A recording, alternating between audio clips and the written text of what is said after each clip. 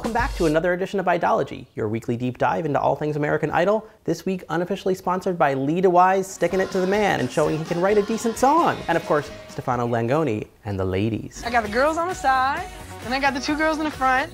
I'm singing Yes to Love. Melinda, don't you wish you were to the left or to the front of him so you could get a little of that? I mean, I wasn't mad at him. I wasn't mad at all. Go ahead, Stefano. All right, so let's talk about Top 4 week. The theme was lying jackasses. I didn't realize that was going to be the theme when I sat down Wednesday night, but wow, they sure drove it home. We've got to tap into our anger. You said something at the end of season 10 in the finale of Idology. You said the one change that you would make going into season 11 would be to end the lies and to start telling the truth. And I feel like that's a note that they kind of took this season a little bit through season 12 and suddenly... It can't always sound like you're in church. Since we haven't been lying blatantly all season, we're just going to unleash a torrent and tidal wave of lies on you. Little shy Amber was almost dominating Creedom. There's no way that they can actually believe these things that are coming out of their mouths. I mean, they cannot actually think that they should give a standing ovation to Macarthur Park. I feel like that's impossible. If that's impossible, then that means that the judges can be bought. And that makes me really, really upset and really sad for the show, because it's not, I mean, that's not what we tune in to watch. If at the beginning of the season when they sign on for this, there's an implicit agreement that you will go along with what we've storyboarded right from the beginning of the season, and you will play into which contestants we want to see in the finale, why bother spending all that money to get Keith Urban and Nicki Minaj and Mariah Carey if you don't want their actual opinions? Because you could just get 4 people who are better actors than that if you want them to just recite some lines. I'm just completely confounded by it. Part of me wants to believe that they're just insanely deaf and could not hear what was going on stage. Like that's what I really, really, really want to believe. Yeah.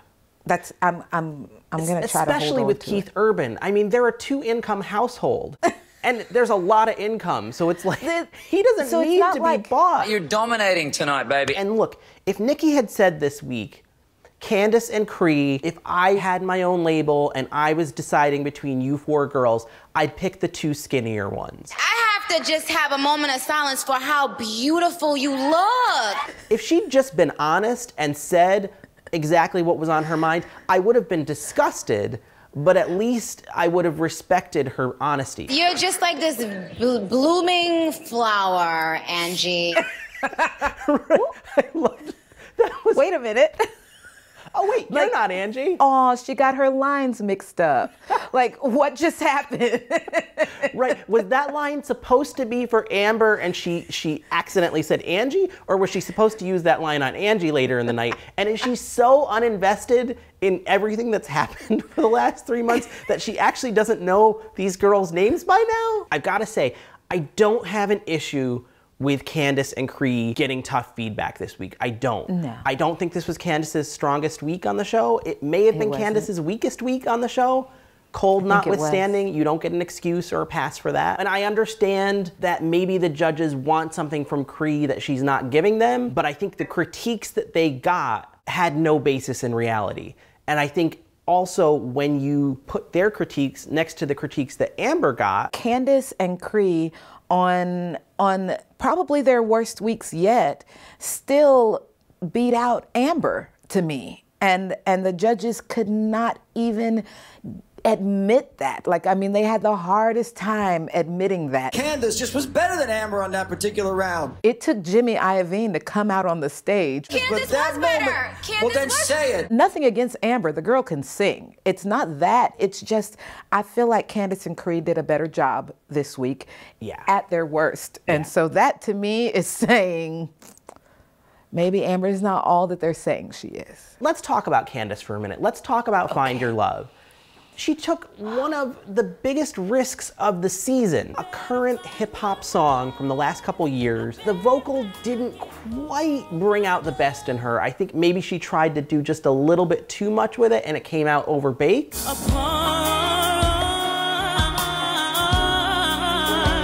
But I appreciated the effort and the artistry that it took. And if the judges had said, look, you took a huge risk, it didn't work 100%, but we respect that you did it, that would have helped, but they didn't give her any credit. Randy used the phrase church girl like 2 or 3 times. We know you're that church girl, and praise God for that. We love that. Forgive me if this sounds crazy, but to me, you know, as I've sat here all week, becoming more enraged by that critique, I think it's a little racist. What I don't want is every time you get up to sing, they go, oh, there goes that church girl. Or a little offensive. There's something offensive about saying to the black girl automatically that you're the church singer. I've been in many black churches, and it's not what you hear.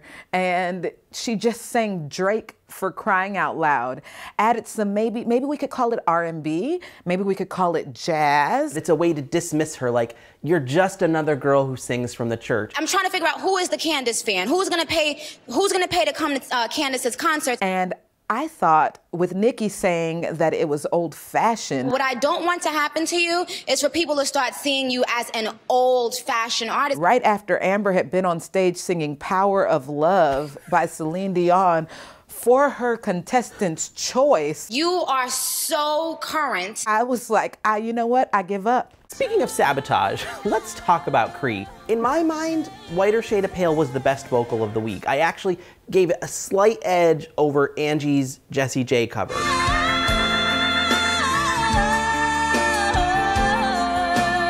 They ended up talking about, like, well, if you go home this week based on that performance. Do I believe that's going to keep you out of the bottom 2 tomorrow is really the question, and the answer is no. I will say that on her first song, I am a huge fan of Susan Tedeschi, and I love that song. It hurt so bad. And I wanted the grit of that song to come through, but I knew when I saw that Cree was singing it, I knew that her voice is softer than that and that she was gonna do something different with it. And she did. I still thought she did a great job. So I'm having a hard time with them coming at Cree right now when she's doing what she's been doing all season. She's a little more Norah Jones-esque than she is Bonnie Raitt. And I think maybe they want something else from her that she's not. From Keith saying, you're gonna be on the Grand Ole Opry stage so soon, to saying, I don't like these mid-tempo things you're doing. The middle ground thing, I just don't think that works as well. It's what she's been doing all season. 2 weeks ago, that performance made her an international superstar in the making. Right. You know, now it's like, it's not even worthy of the top 4 is what they said to her. It's just confounding. Now, I don't want to make this the Amber Holcomb teardown hour, but I think we have to discuss the feedback that she got, because why it was so maddening what happened to Cree and Candace is because Amber was getting standing ovations and pet unicorns and $1 million contract already for a contestant's choice of Power of Love by Celine Dion. Amazingly perfect song choice. You are so current. 2013. I mean, my God. I don't think she sang it badly at all. I think her voice really sounded great on that song. 'Cause I'm your lady.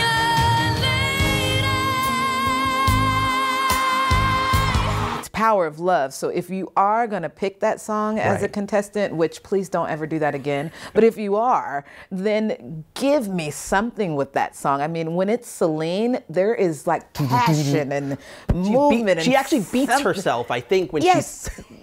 She beats her chest. I'm not even asking you to beat your chest. I'm just asking for some sort of movement. I wanted more from it, so I would not have been like Jimmy Iovine and given it an A+.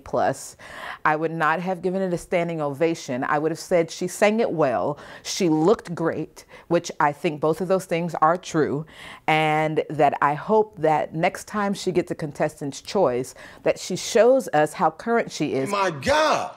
Dude, you are ready. You are ready. Why did not one of those 4 judges say to her, why did you pick Celine Dion's Power of Love? Where do you see yourself in the marketplace? Who is going to buy an Amber Holcomb record?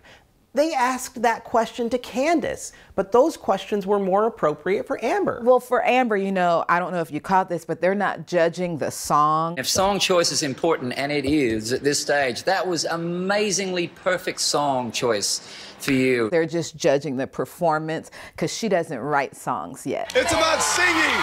She doesn't write songs. The girl doesn't write songs yet. And on a week where Nicki Minaj actually has the nerve to sit there and say, well, I'm not gonna sit here and blow smoke up your ass. Everybody can blow smoke up your ass.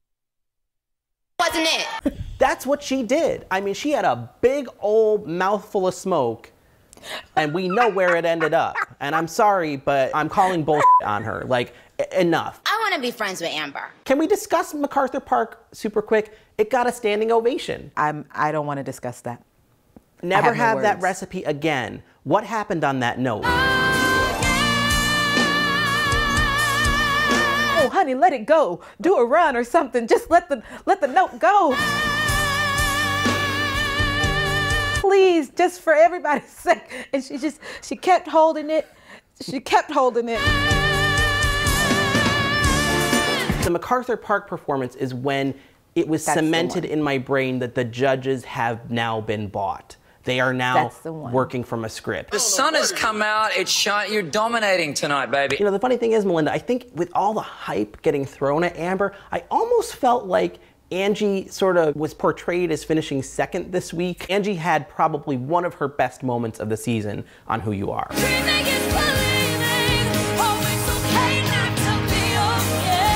Is she a little bit of like a heightened drama queen? Is that her mode on stage? Sure, but I think when the material matches what she does, that's where the magic happens. Hands down to me, like by far, Angie won the night. For me, it was probably a toss-up between Cree and Angie, because I loved Whiter Shade of Pale so much, and I was not a huge fan of Cry Me a River. But the thing is, like, it was clear this week to me that the production as a whole made a decision. We want an Amber-Angie finale. You know, we brought Angie's grandma up on stage. Tears of joy for Angie. But I didn't get as angry about it with Angie because Angie performed at the level of someone who deserves to be in the finale. She sure did. I know they're gonna manipulate things. I know they are. It's Idol, it's Nigel, that's what happens. But you've gotta manipulate within the framework of reality, if that makes any sense.